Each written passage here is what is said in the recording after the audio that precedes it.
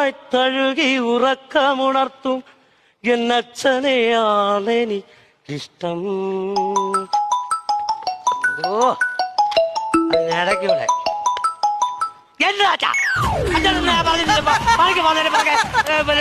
വിളിക്കരുതെന്ന് പറഞ്ഞിട്ടില്ലയോ? പിന്നെന്തിനാ വിളിക്കുന്നേ?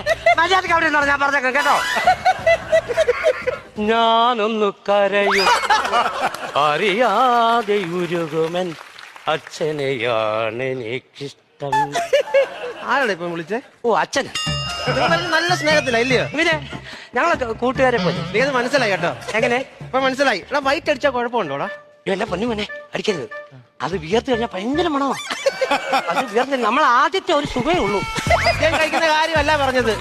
മതിലിന് വൈറ്റ് അടിച്ച വല്ലതും കുഴപ്പമുണ്ടോന്ന്. മതില്ല. ആശാൻ വിളിച്ച് പറഞ്ഞ വൈറ്റ് സിമെന്റ് അടിക്കണമെന്നേ പറഞ്ഞോളൂ. അത് ഏത് കളറാ അത് പറഞ്ഞോ.